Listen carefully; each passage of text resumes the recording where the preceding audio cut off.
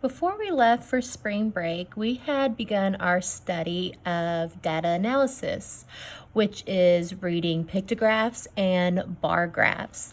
So let's review some of that vocabulary that we had begun learning about. Bar graph, data, pictograph, tally chart, column, key, row, and tally marks. Those are some of the words that you're going to hear quite often throughout our lessons. So let's see what those things mean. Look at the graphs. Use crayons to complete the task. In the space below each graph, label the graph as a bar graph or pictograph. Pictograph uses pictures to represent the data. So this first one is the pictograph.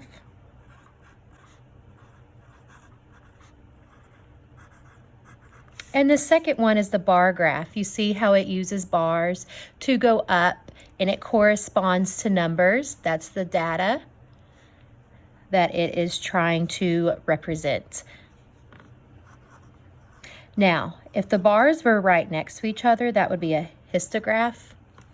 And that's when you're comparing different trends and data. But that's something extra, not something you need to know right now in second grade. Okay, draw a red rectangle around the title of each graph. So let's look at our pictograph. The title is always up at the top. This first one is eggs and basket. So it said draw a red rectangle. If you don't have your crayons, just use your pencil. Our bar graph is cans collected. So we know looking at this graph, it's going to be about eggs in a basket. This graph is going to be about cans that they collected. Okay, so we did that. I'm just going to check it off. Draw a blue rectangle around the key of the pictograph. The key, you probably remember what keys are from social studies when we did maps. The key tells you what each symbol represents. So here's the key of the pictograph. Each egg equals one egg. Now this is very important because say you have 100 eggs. You're not going to be able to draw 100 eggs on here. So you may draw each egg equals 10 eggs. That way you have 10. So if these represent 10, that would be 10, 20 eggs instead of 2. So always look at the key, very important. We did that. Draw orange rectangles around the labels of the bar graph. The labels are on the side and the bottom. On the left side, we have number of cans. So these numbers represent the numbers of cans. Down here, we have name. These are the names of the people who collected the cans. So we can see how many cans Joe collected, how many Sue, Bill, and Bess collected. Then we're going to use green to color the bar that shows the number of cans Bill collected. Okay, so that means we're looking at the bar graph, looking for Bill, and we're going to color his bar. Okay, so here's his bar. We're going to color it green. Okay, so you know that you're looking at this one. Now, if this was a question, let's see if we could answer it. It might say, how many cans did Bill collect? So we would look at his bar and it goes all the way up to 40. So we would say Bill collected 40 cans. Okay. How would you describe the characteristics of the bar graphs? How would you describe the characteristics of pictographs? Well, we could say that bar graphs have labels. They have bars. They compare data. And characteristics of pictographs. They use pictures to represent data instead of bars. Okay, so that's the difference between these two. How are bar graphs and pictographs alike? Well, think about that. That's right, they both have titles. They both represent data. How are they different? How are they different? Pictographs have the the pictures and bar graphs have the bars. That is how they are different. Miss Turner needs more coffee, like always.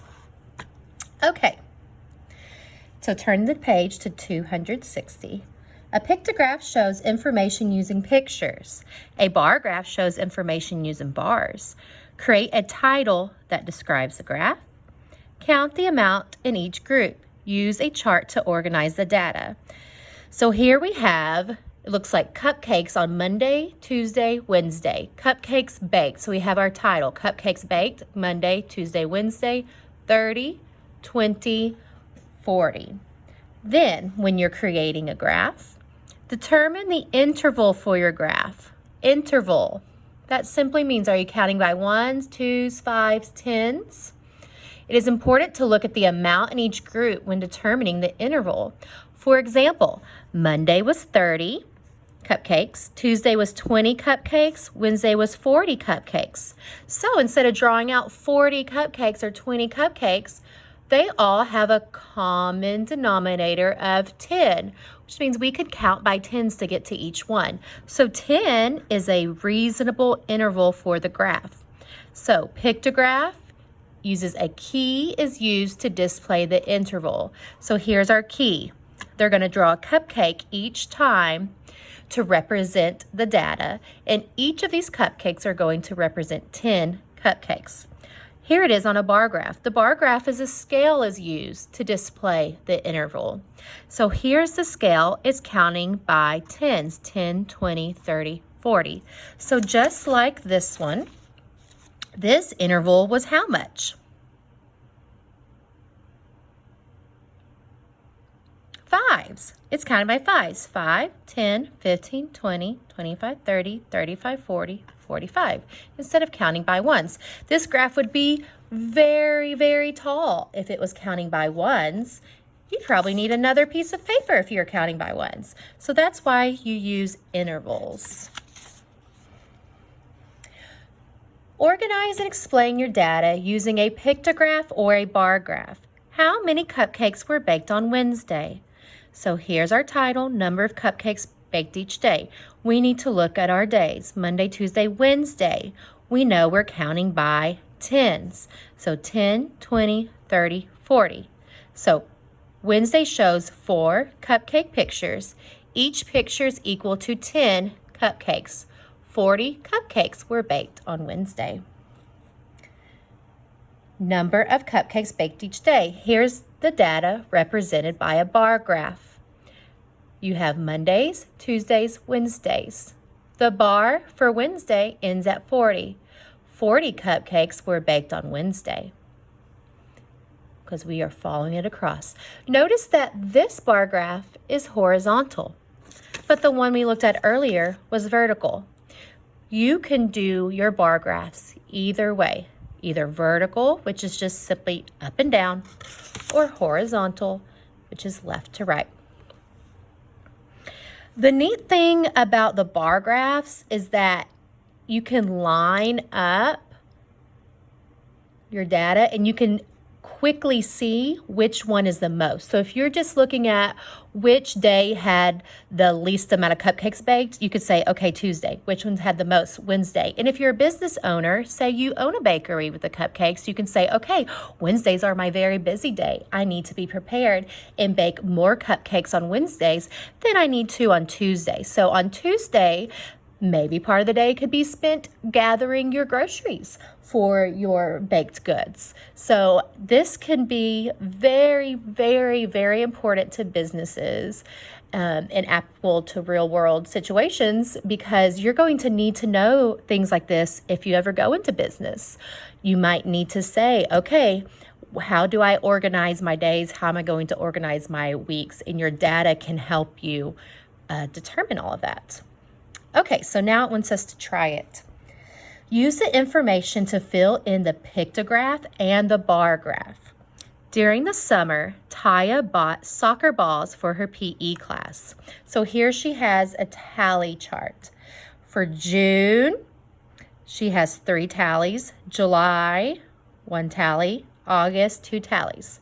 So Each soccer ball equals 1 ball. So in June, if we want to draw out her pictograph, we're going to need to draw how many balls? Yep, we need to draw 3. I'm just going to draw circles. If you have time, you go for it and you make it look just like a soccer ball. July, 1. August, 2. Okay, so there's our pictograph. Okay, now for our bar graph. In June, we need 3. So this is pretty easy. We're just going to do 3 boxes because we're going over to the number 3 to represent our 3 balls that were purchased. July was 1, August 2. Okay, so 2 different ways to represent our data. Okay, I'm going to split this lesson into 2 videos, so go ahead after this one, look at the next video. It's going to be lesson 1 continued, and we're going to be doing pages 261 and 262 together.